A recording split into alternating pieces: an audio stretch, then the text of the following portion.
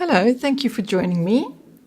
Today is all about bags, little bags. Look here, I've got a whole selection of little bags here that I want to share with you today.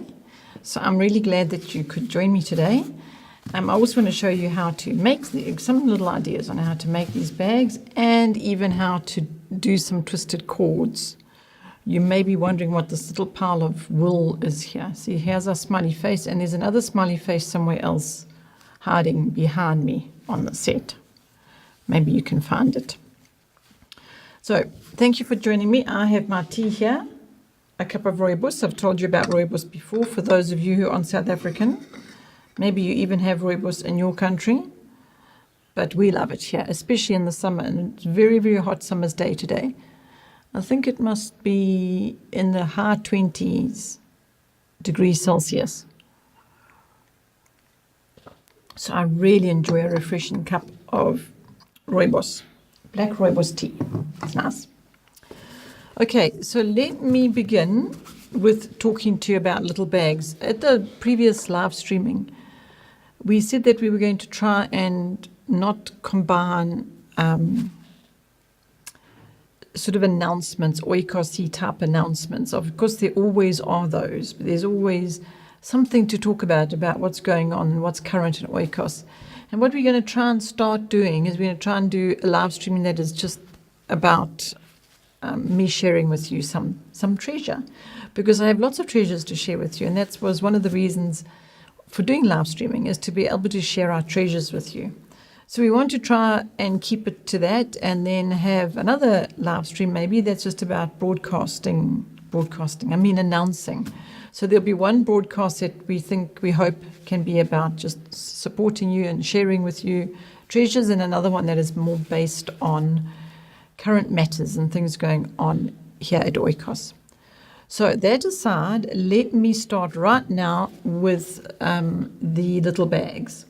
I'm going to show you about how to make little bags, and then when that's done, I will have a look to see if anybody's got any special questions or comments or anything you would like to add or speak about, because that's what I'm here for, is to chat to you.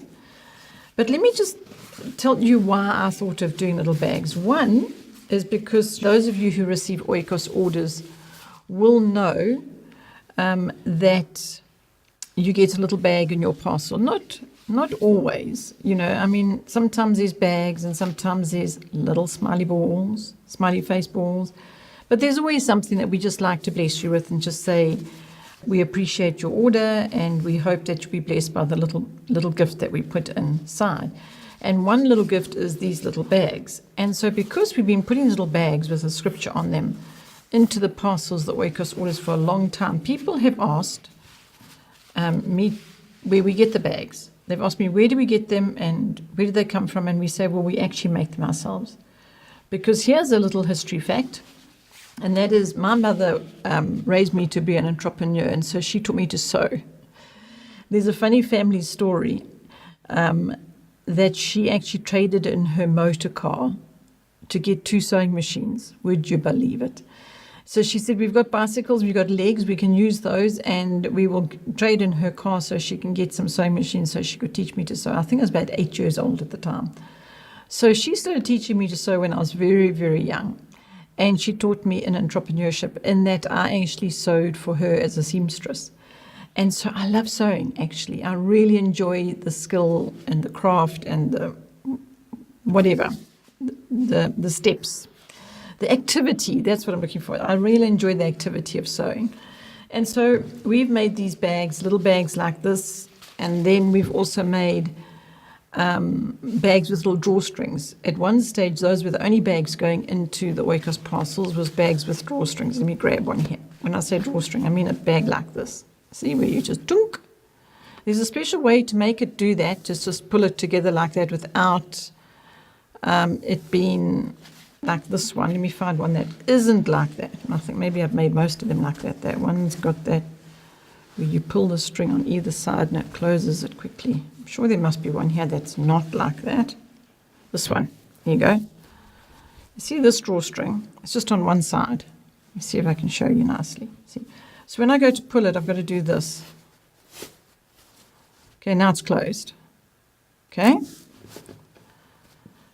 And when I open it so, and close it so.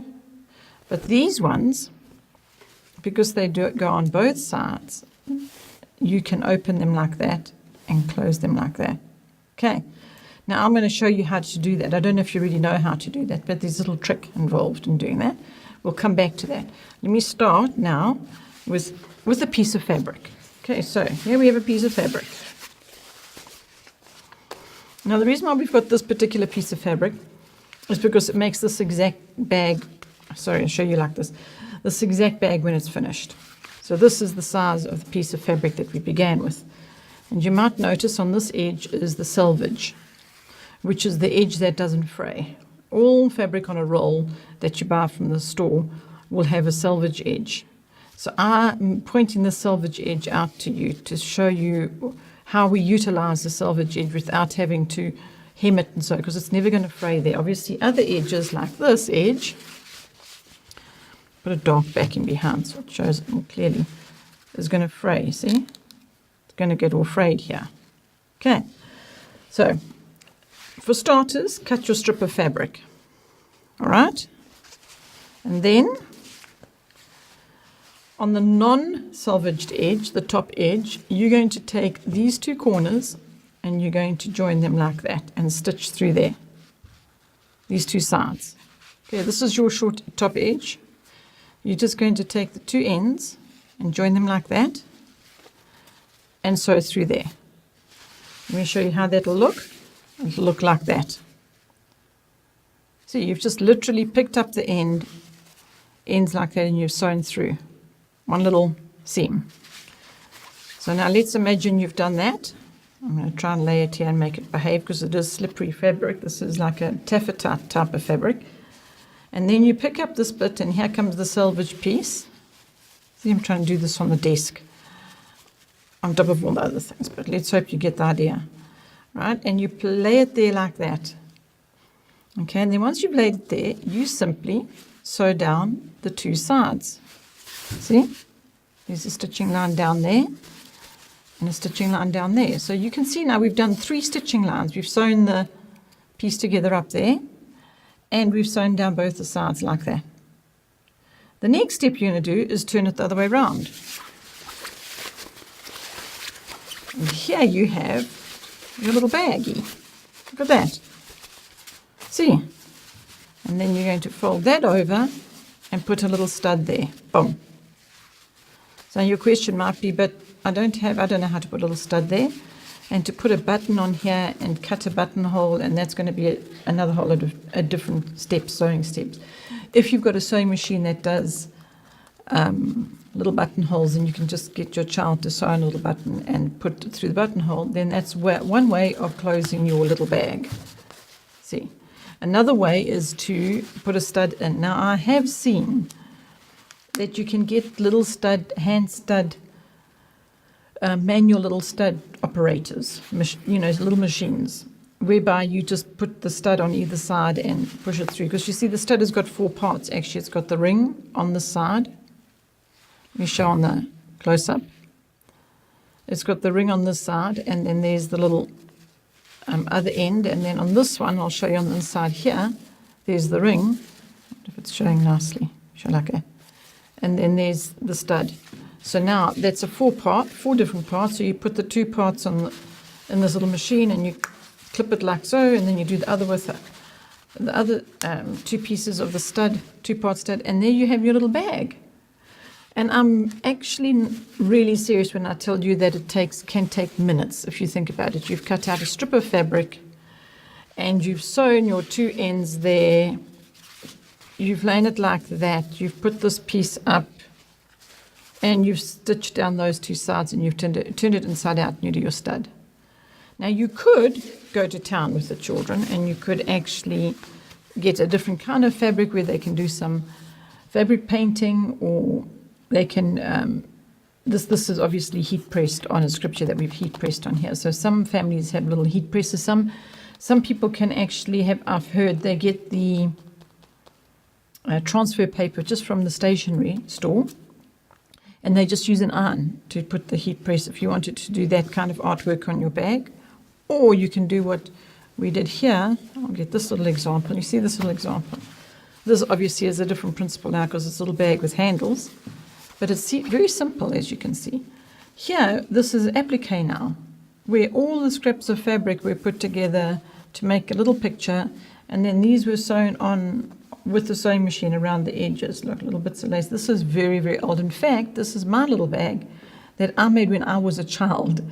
So I shouldn't say it's very, very old because that makes me very, very old. So anyway, I've had it since childhood. So I grabbed it when I wanted to talk to you about little bags because I wanted to show you the various different ideas that you can really take this little bag that we send you in your orders, in your parcels, as a little inspiration to encourage you to make your own bags. Because I want to talk to you a little bit more just now about all the different things that we do with these bags. We have a lot of uses for these bags. But before I go there, let me finish with the actual how to make them instructions. Okay, so you've got the idea of how to make a bag. I mean, you know now that this is really, really simple to get a piece of fabric like this. This fabric now, should we go to the close-up here for this one? This fabric here was just purchased from the fabric store, and sometimes people buy these printed pieces to make a cushion cover, which you could do with this bag. You could put a cushion inside here and tighten it, and then you've got yourself a cushion. See, there's so many uses, and it's a very wonderful skill for you to teach your children, is to buy yourself a sewing machine if you don't already have one, because you visit to the fabric store, come home, and you're literally sewing a few seams, and you've got yourself a bag. And as you can see, I've got quite a pile of bags here, which I'm going to be showing you because they have a lot of different uses. But before I go there, let me show you how we make these cords. You see these cords? This is just like a twisted cord. Now, in some instances, you can buy the cord like that from the store. See, this is just bought from the reel, bought a couple of meters. But you might want to make your own because it's a fun project. Now, we made many, many meters of these when we were making them for doing drawstrings for these little bags that we put in our parcels. And this is how we made them. We collected scrap wool from Granny. Granny actually heard we were doing this project, so she gave us all her little end bits. You see, look at the little end bits. She gave us these, and then, of course, when she heard what we were doing with them, she asked her friends, and so then we were just being supplied with lots and lots of little end bits of wool. And look, it doesn't matter what the wool is. Look, this is like a thin, very thin, put it like this so you can see. Look how thin that is.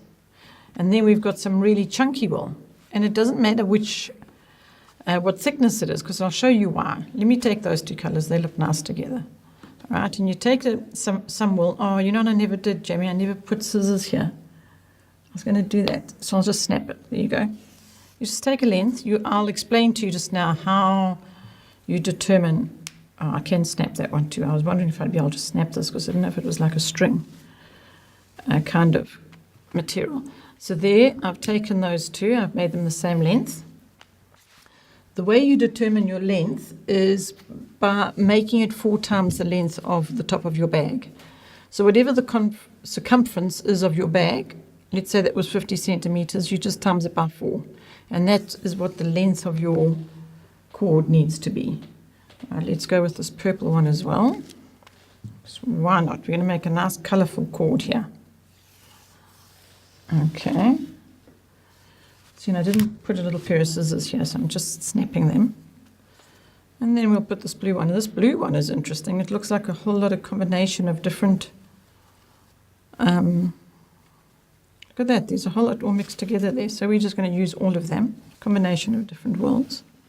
This one might be difficult to snap, but I'm going to try. Here you go. Okay, so collect wool in bits of projects that Granny's been busy with, or somebody at church or the community. And now you found the halfway point. Okay, so you've got the halfway point now. I'm going to use this there's a tiny little handle here on this drawer down here. And I'm just going to use it just to anchor the middle point, the halfway point of all this wool that I've collected. And then I'm going to twist it. I've anchored it down on this handle, and now I'm twisting it. See? I'm just doing a nice project for 2 children, one on one side, one on the other side. And look at all these pretty colors now. I think I've twisted enough. I twist it until it feels quite taut. Now you see I took it off that little handle. Now here's the tricky part, because maybe you need a third person to grab the other middle section here, and I don't have the third person, so I'm showing you I can do this all by myself. I'm going to put it around that little hook again, this little handle down here, and find the middle point and hold those two ends together. Just holding them, and I'm keeping the tension on them. And now I took it off the little handle. That was just for me to get the middle point. Now if you've got 3 children, you've got one side, one the other side, or 2 children, mom in the middle. You see mom's holding here and one on either side. Okay, now I'm just going to let this go. All this time I've been keeping it taut. Now I'm going to let it go and watch. See, bounces up. And then I'm just going to even it out, and now look what I've got. Got a lovely, I wonder if it'll show nicely here. Look at that. Now you see, I like that. I think that is more fun. It's a nice project. You can do this. You can use these for hair ties, for drawstrings for bags. Well, I'm sure you're going to come up, as a home educating mom, you're going to come up with some ideas, I'm sure.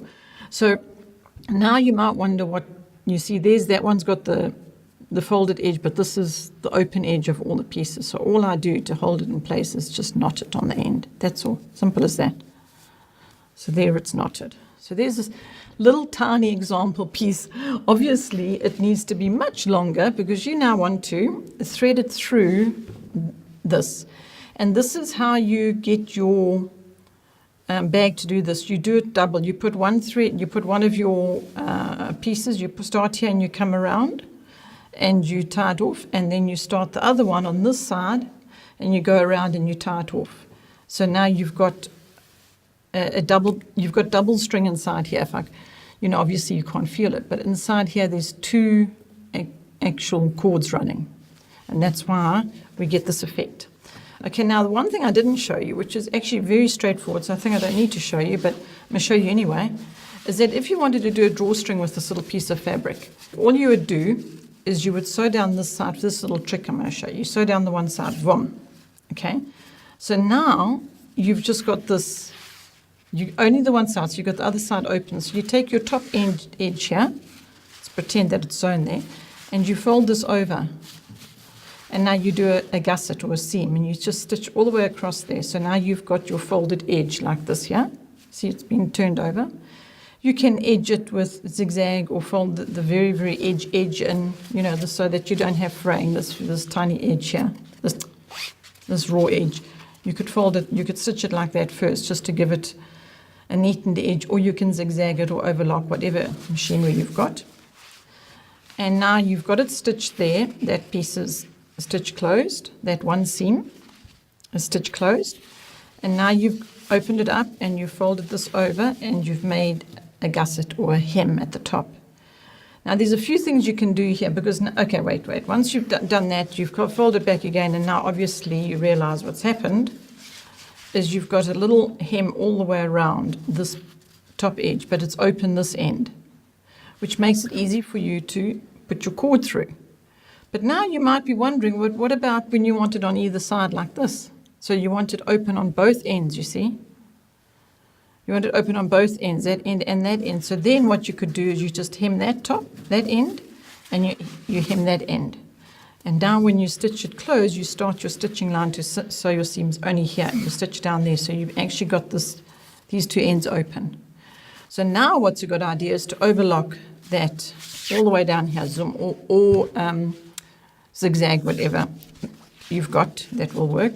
And now once you've done that, you've edged it, you now fold each one over on its own, separately, this one and then this one, and you do a little hem. And then you stitch your side seams down.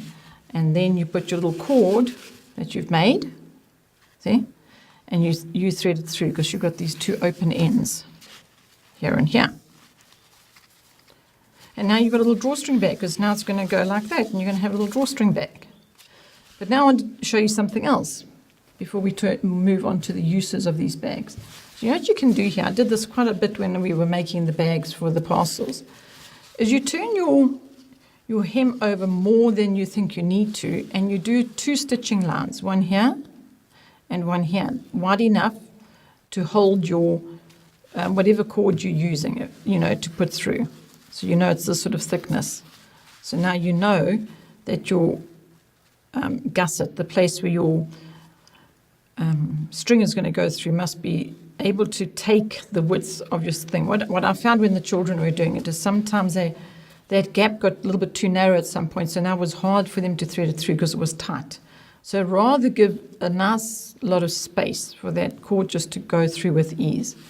But what I'm suggesting is you start your first line here and you do your second line just, the right distance below it.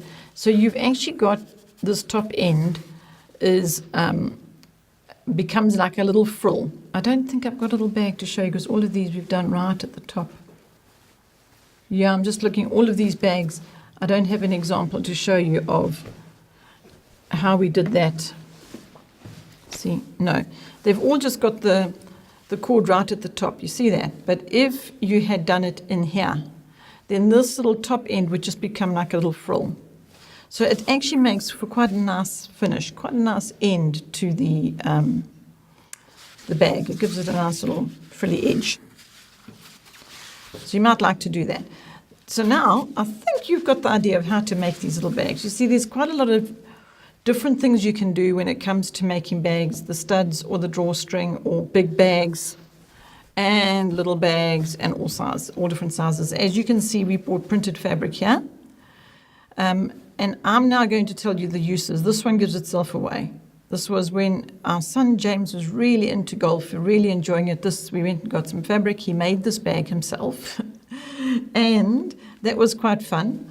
And he used this bag for his raincoat and golf things. So it became his golf bag. Right, and then something else happened. I'll show you. We went on to the game reserve. I think other people call it safari, or what do you call it? Never mind. We call it the game reserve, where we go every year just to enjoy the wildlife. It's like a game park, I think they call it. So what I did is I went and found fabric that had a wildlife on it, printed, and the children each made their own bag, see, and put their drawstring in it. And then this became the travel bag. So what we did with this one is when we're getting ready to go to the game reserve, we actually started reading up and doing some research about that particular game reserve. The one that comes to mind at the moment is called Pilanesberg or Kruger Park Game Reserve, whereby there is a whole lot of history to discover about these parks and how big they are. It was really fascinating. The children discovered that Kruger Park was the size of England. And here it is in our own country, this magnificent, huge game park. So we got material that would match the theme of what we were doing, and then they put their colouring in books and their maps and all the things that we had gathered about the game park that we were going to, and they went into this bag, and this became the travelling bag for when we went to game reserves. So we did it for that first trip, and then it became standard. Every time we were going to go to the game reserve, which we did every year, we would grab our game park bags so that we would then put the related themed topic items in that. Here's another one, grabbing another game park bag. You see this one? This one now is, look, it's this very simple bag. It's sewed around the three edges, hem the top, and this isn't even making the actual handles because this just is a piece of ribbing. There's another name for that, but anyway, this is already made ribbing and just stitched on the outside. So it doesn't mean you have to be a skilled seamstress to be able to do these, make these bags. You've got to sew around the edge of the fabric. The thing to remember is to put right sides together. That's the big thing. So when you turn it the other way around, you've got the correct side showing. See, if we had done this one the wrong way around, look, it would be quite obvious it was the wrong way around. So you've got to always, when you're sewing the bag, when you're sewing anything, that's the rule. You've got to make sure that your right sides are together. You see this bag? It was stitched right sides together, stitch around the edge, and then turn it the right way around. And here we've got our nice little cat bag. Now the cat bag was because our daughter had some pet cats, cats that she was very, very fond of and loved them so much. And so we made a bag for her for all her little kitty cat things.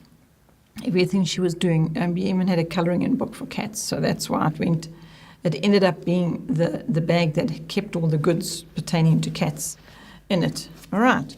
So that was my little story about bags. Before I put them away completely, let me just put them down here on the floor. Before I put them away completely, I want to this one's just a random one. I'm going to go through a couple of them. This one was when Jamie was little.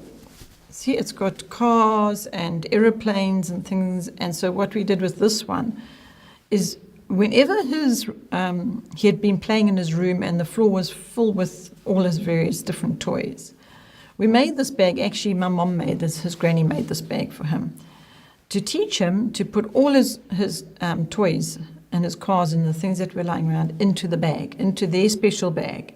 So it made tidying up nice and quick and easy for him because he just grabbed this bag and he just put all the toys, all those little dinky cars. So you can imagine it's quite a big bag. So he could actually fill it up with all his toys. So it became something that we could use to teach him about orderliness. So that's what this bag's purpose was, all right?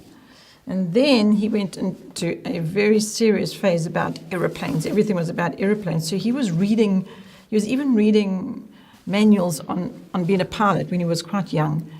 And so they were quite small little chunky books. So he made this bag. This was one of the big bags that he made for himself to put his aeroplane books into. So when we were going places, or instead of them lying about the house, he would read his book, put it in its bag. So we knew that the books in this bag were the aeroplane books. Okay, so now these are very specific ideas. But I mean, there's absolute anything. This bag can be used for anything, obviously. It can become a shoe bag. In fact, that's the story I want to tell you, is our daughter now, who's married, her and her husband go camping every now and then. And I've noticed that she's used some of the bags that she made when she was at home. They were slightly larger than this bag. And she uses them for putting things into them before she puts them into the suitcase. And a very good example of that is shoes. So she's got a few pairs of sandals and maybe they get muddy or dirty when she's out camping. So she doesn't want to put muddy shoes into her clothing bag that's with her white blouse, for example. So she puts the soiled or dirty things into a bag that she can then just put into her clothing bag without worrying that it's going to make everything else dirty. And then when she gets home, it's so simple. She just throws the bag in the washing machine because it's got soiled and dirty now from the shoes that were in it. So she could turn it inside out and throw it in the washing machine, give it a good clean. Okay. About that, you know what I've done with sensitive laundry? I've actually made laundry bags whereby it's like really light fabric, and I've put items of clothing or laundry that you don't want to just be tossed around in the washing machine. And so we've made and get damaged, okay, because they're very frail or delicate clothing. And I put it into a bag, which I call the laundry bag, and then that goes into the washing. And it gets washed in that way where it's protected by the bag. So you see, there's another use of bag. I had forgotten about that one. Didn't even know I was going to tell you about that one. This here isn't any thing specific. It doesn't have a theme on the outside, a print on it.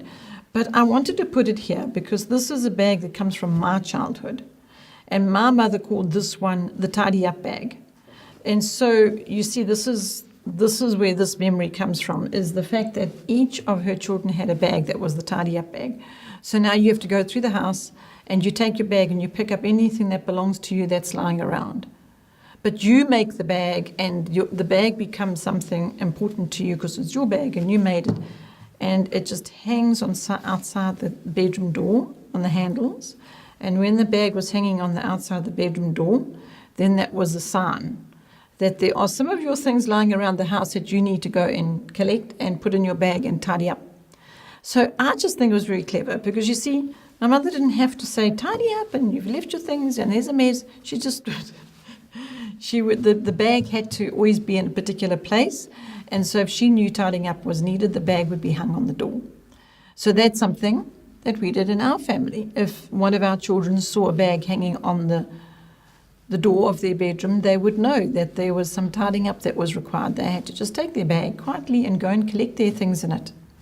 So, in fact, while I'm talking about that, let me tell you another tidy up tip that my mother gave me, and I just found it so, so useful. And that was an apron. Now, I know today's sharing is about little bags, or bags, but she used to go around the house with this apron on, a big apron. It had huge pockets in the front of this apron. And she used to use it to put things in. So now she's walking around the house and there's things lying about. She used to pop them into the different pockets of her apron. And then she would empty out the apron at the relative places. So let's say, for example, there were some safety pins on the coffee table and they didn't belong there. She'd just pop them in her apron pocket. And then when she was at the place where the safety pins belonged, she would take them out and put them in where they belonged, in the drawer where they were supposed to be. I just used to see her doing that. And I thought that was just such a good idea. So obviously now when I was a mother and running my own home, I did the same thing. I made myself an apron with big pockets on it. And I really found it was a very, very practical and useful tool. All right. Now here's another bag, a very interesting bag. Does this look like a bag? It just literally looks like a straight flat piece of fabric. But let me show you something. There's a pocket. Dong. There's another pocket. There's a little handle. So this one went on the arm of a chair. So when people were sitting at the lounge or, on the couch in the lounge and you were reading a book or you were doing some knitting or crocheting or handwork or something, you didn't just leave it lying on the couch. You put it in a little pocket that was over the arm of the couch. And if this got filled up, it would be emptied. Take it off, take it away, carry it off, and go and put the things that had gathered in this bag where they belonged. So this here is something, again, my mother taught me to make these. And you know that she's got these still. When I go to visit her in her home, she's got these bags over the arm of her chair, and she's done all kinds of adaptations to them. She's got a little, like a little puffy thing here. Let's put this there, pretend that's it. And it's got foam in it, and she uses it to put her pins into when she's doing handwork. So she's got this thing hanging on the side of the arm of her chair, and she's got a little thing hanging off it, like a little foam thing that she's covered with fabric. That's her pin cushion. So she's got other little tags, and she's got a little pen pocket, so there's always a pen handy. So she's really modified her bag to make it have all the uses she needs it to have for her. See, we can really go on about bags. It's just endless, really. But I hope that this tiny little moment, this short moment that I've had with you to share with you one of the treasures in our home education was making bags and using bags. And now you've seen it's gone into Oikos, whereby we now make bags to put in the parcels, and we hope that everybody gets a little bag in their parcel. And I think maybe we should put a little information card in there. Or what would be even better is just to say to people, go and watch the video about how to make these bags and the uses for bags. That would be an idea. So there you have it. There's bags. Oh, and this, I'm only showed you this taffeta because this is the fabric we got at the moment. Because here, of course, we're not going to go and buy the most expensive fabric there is. We go and try and find really good price fabric. And at the moment, this is the good price fabric we could find. This strange mauvey color taffeta. And so that's what we're using for the bags. And the next time we go to the fabric store, we'll find a different fabric. And so it's constantly changing the kind of fabric we use. And also the sizes. We make little tiny bags. We've actually got really small bags for like pencils and pens and rulers and stuff. And then we've got right up to the bigger drawstring type bags. Okay, so there you have it, the little bag day. Let me see if there's anybody there that's had any comments or asked any questions. I don't know if there's anybody. Okay, there are Annalise there from Canada. Are you still this deep in snow? I'm wondering. We're sweltering hot here. Talking of which, I need some rooibos tea. Annalise, thank you for joining me. Faithful Annalise from Canada. And Crystal's there, and Liesel, and Sylvie. Sylvie's also faithful, Sylvie. Thank you, ladies. Imelda, I really hope that you have found this little little bag session, live streaming session, to be helpful to you in some way. Somebody here suggested you can embroider on it. Exactly. In fact, that's exactly what I did with one of the bags. Missy, our daughter, wanted to learn a particular kind of stitch, embroidery stitch. And so I got fabric that was good for embroidering on. It's like got a slight weave on it. And she did some embroidery on that for the sake of practicing embroidery skills, and then made a bag out of it. I'm thinking now we did the same thing with a deep tapestry. Deep tapestry. That where you get that heavy mesh and you use this really thick wool. They've done a few of those. Well, they did a few of those. And I can't run and get this particular bag now, but I'm thinking about it. And Missy did a bag that she did a nice big daisy or big flower on it with this thick weave fabric that she did use thick wool, right? And you know what that bag is used for now? Her husband puts his iPad in it. And I just think it's so wonderful. Here she made this bag when she was just a little girl, and she did this tapestry and was teaching her handcraft skills and so on. And now her husband uses the bag as an iPad bag. I don't know if he still does, but the last I saw, he was using it for that. Annalise says it's very snowy. Yay! You're getting your sewing machine out. You just made my day. Isn't that fun? Annalie, you can get your sewing machine out. It shouldn't be in a cupboard, let me say. Or you say you're getting it out. That makes me think it's buried somewhere. How about this? Take it to the next step. Put it on a little sewing machine table somewhere and have it accessible at all times.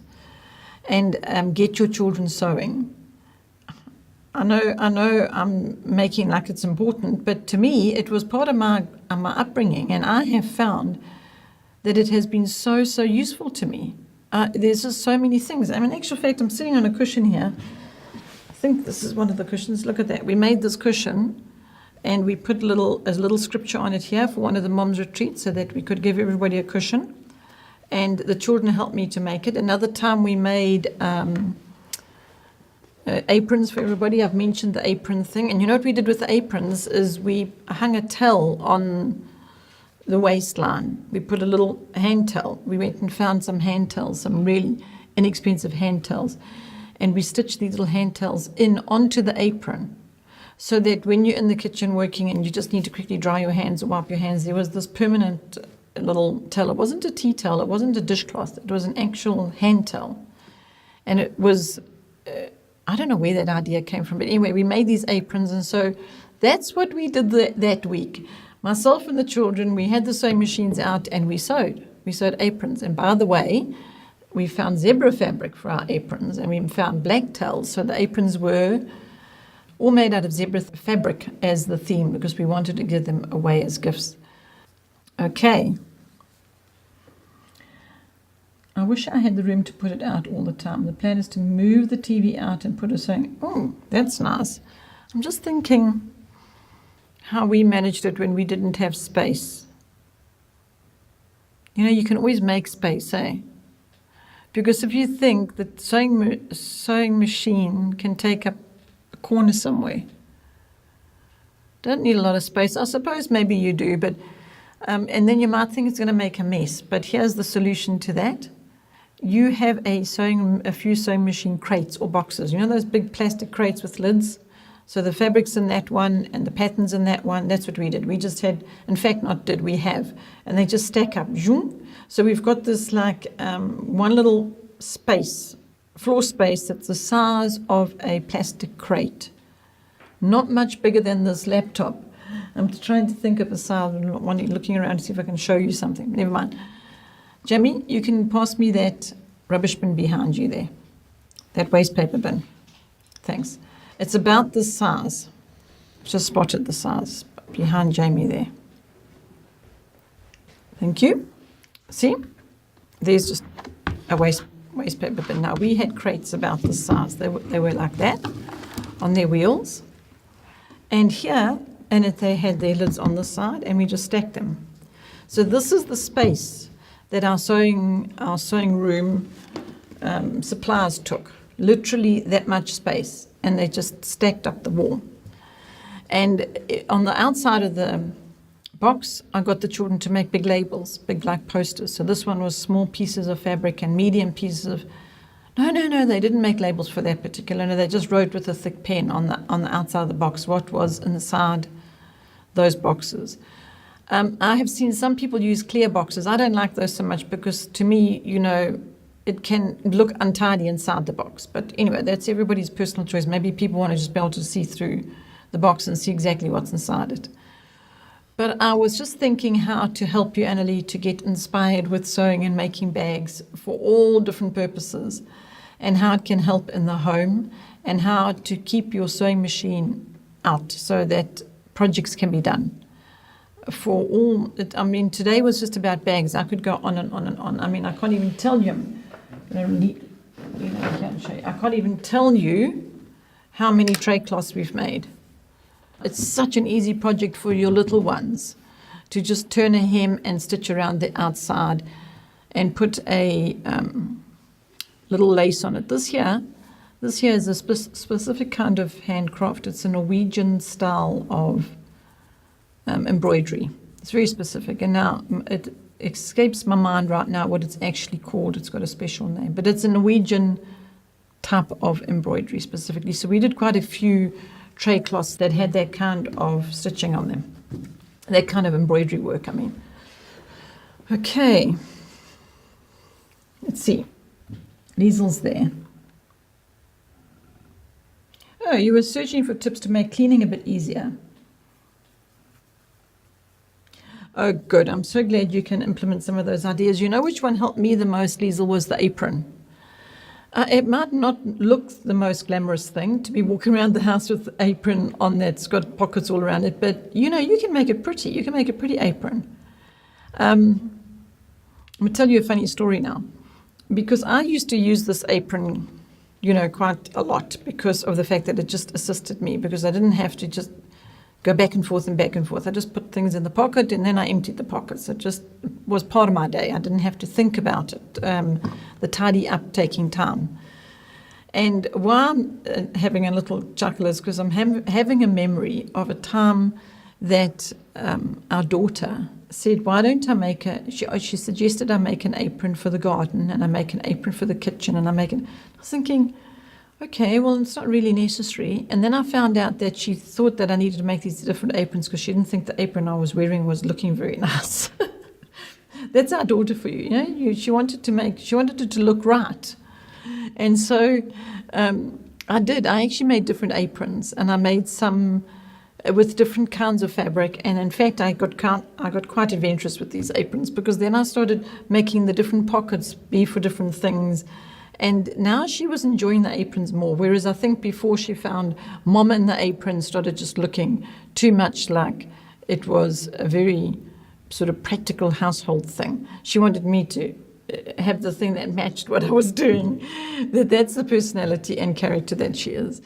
So the apron idea for myself actually went quite far in our household.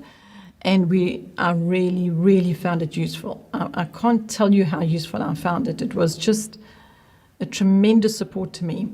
And the bags on the doors as well. In fact, it might not always be on the door, on the door handle. It could be on the pillow, on the end of the bed. It was just more a suggestion, whereby I didn't have to tell that particular person. If I had seen one of the children's bits and pieces lying about, I would then just go and put a bag somewhere significant, either on their door handle or on their bed, or even actually just at the place where the place was untidy, where a lot of their things were. And I would just say to them, your bag is in the lounge, your tidy up bag is in the lounge.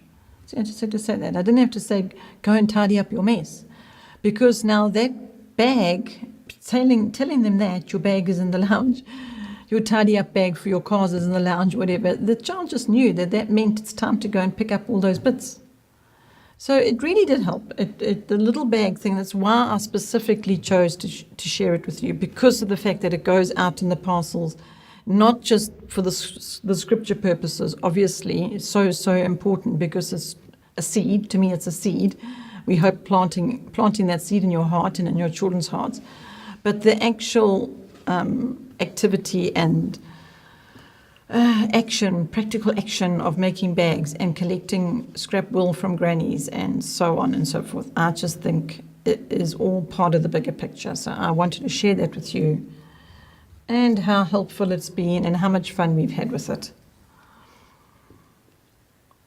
You know what as well I want to tell you about bags is I think if I had to think of the places where they've been the most useful, the apron, okay, that's not a bag, but it's little pockets, and it was useful and tidy up for me as a mom. The tidy up bags for the children, very useful. But I think maybe if I had to choose the top one, it would be the travel bags. Because the travel, we did lots and lots of long distance travel. And so for each person in the car to have their own bag with various, it wasn't just one bag, by the way. So that wildlife bag I showed you, that would be for the sort of learning part of the trip. You know, we're going to find out about the Big Five and what are the Big Five, and let's look them up in our books. So there was things happening in the car while we were traveling without it being becoming a stress. It actually became an adventure. But then there could have been another bag which we'd call a quiet bag, because we had one little person in the car that liked to talk a lot, and so we had to try and encourage this one little person to have quiet time in the car, because it was like a button flipped when he got in the car and he just started talking. It was just like continual. We won't wonder where he got that from. But anyway, we had to have a quiet bag, motivated, this idea, by the fact that we had a chatterbox in the car, which was nice. It was good to hear what he had to say, but it just was tiring too eventually, especially if somebody wasn't feeling well. And so we had another child that used to struggle with traveling with car sickness. So if somebody's feeling nauseous and not well, and you've got somebody just talking incessantly, that made it stressful in the car. So we made a quiet bag. And in the quiet bag, we had quiet activities, ones that you do without making a sound. So when the time came in the car for there to be some quiet and peace, then out came the quiet bags. And you know when this happened? It happened when the certain individuals were talking too much. It also happened when we were going through heavy traffic, or if we were going through bad weather. Because you can't have a lot of activity going on in the car when the driver's trying to concentrate on keeping his family safe. So the moment we needed to take out the quiet bag in that instance, the rain is pouring down and you need to really focus on the roads, they're getting dangerous. I would just say, okay, it's quiet bag time, put away whatever else we were doing in the car and take out the quiet bags. Now you might wonder what was in the quiet bags. So one of the things we had in the quiet bag was the book that was being read. So that was reading time. So when you're reading, you're not talking. Not everybody can read in the car. So there were other activities in those bags. Now, it's running through my head the different things I had in the bags, but I'm realizing that they changed over the years naturally. So when we had little ones in the car, I had really strange things in the bag, like an empty toothpaste tube, because the little one would just have a lot of time with that toothpaste tube, chewing it and bending it and exploring, the toddler with the baby in the car seat. So even the baby had their own quiet bag that was given to them for the time that we knew that the things in that bag were going to keep that child, the baby, engaged and focused on that. Maybe the baby was fussing and tired of being in the car seat and just getting irritable. Then I needed to do something to help the child quieten down and not create a disturbance in the car and be a disruption for everybody else and so on. So that's where quiet bag came out. And how did I know what to put in that quiet bag? I knew by observing during the course of our learning lifestyle. So I would see that the baby was particularly fascinated by a certain thing. And so I would know that is a good thing to put in the quiet bag. And that's why I use the toothpaste tube, because toothpaste tubes seemed to be quite an attraction for the one child. For about 6 months, it really worked. But the baby, toddler, only ever saw that empty toothpaste tube when we were in the car and quiet bag time came out. So now, if you think about the preparation for that, Do you know, when we were going to go on a long road trip, all I had to do was fill the various bags. So my preparation time was not great. It didn't take an enormous amount of my time and effort because I might have actually been filling those bags in between time. For example, I knew the one child really was fascinated with magnets at a stage. So I bought a magnet toy when I saw it. It was like a little tray. It was actually only about this big, this little tray, about this big. And it had a little lip around the edge, and it had magnets that you could, somewhere like the shape of a marble or little squares. And so the tray was metal, and so there was this magnetization that was happening on this little tray. So the child whose quiet bag it was in would take out the magnet tray and do things with the magnets on the tray. It was a silent game. And when I say do things, there was lots of tiny little square magnets, flat magnets. They would make pictures on that tray or do that repel and attract with the different magnets. And it just kept them very, very fascinated for quite a long time. They'd been in the car, and also the number of years that fascinated that child. But then when the interest went away and we take out the magnet tray from the quiet bag in the car and it's not having the same desired result as in quiet time, we would have to replace that. So you see, I didn't have to, just before we were going away, have to think of all these things. They were things that I put in the bags as in between time. And then the other thing is that these bags weren't just, I'm just talking long trips all the time here, but now I've just suddenly realized that I could also share with you that we use bags for short trips, just literally around the corner. There would be certain bags in the car. So when the children got in the car, they knew that there were things to do in the car that only happened in the car. They did not happen at home or take them to friends or to church or something. And one thing that's coming to mind is that there was a stage that our daughter loved that felt. They were like felt posters. It was just about the size of an A4. And there was felt on the page, and then you colored in between the lines with Koki pens. And so you could do that while traveling, because we had boards that they could put on, those TV tray boards that open up, flap open, and you put it over your lap and you've got like a little surface area. We had those in the car. So now the child who liked the felt posters would just sit in the car, take it out their bag, and then carry on with where they had last left off the felt poster the last time we were in the car. But now when it's time to leave the car, you can't take the felt poster into the back into the house, because it doesn't belong there. It's your car bag. It lives in the car bag. And so the next time you're going in the car, oh dear, these big rumbles. The next time you're going in the car, your bag is there. Okay, you know what? This is going to have to come to a sudden brief end, because we've just had some big thunderstorm rumbles. And that means unplug everything.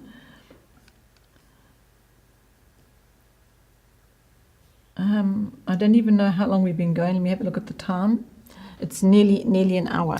See who got the talking in the car problem. You know where he got it from.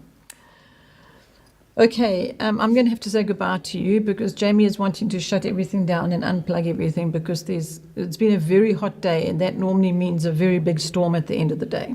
So before we lose equipment because of lightning crashes and things, we're just going to be very responsible. As much as I really, really want to stay chatting to you some more about ideas, I'm going to come again next week. Next Wednesday, live streaming. I hope I will be here. Last week we missed because of all manner of things. Never mind, we're here this week. Thank you for being here with me, and that I could share all this with you. I appreciate and enjoy your comments. Keep them coming. I would love to hear from you. I have loved to hear that Annalie's going to start sewing, and that people are finding the apron and the bag idea to be helpful. That is fantastic. I'm so glad that it can help you. Thanks for joining me. Until next live streaming then. Bye for now.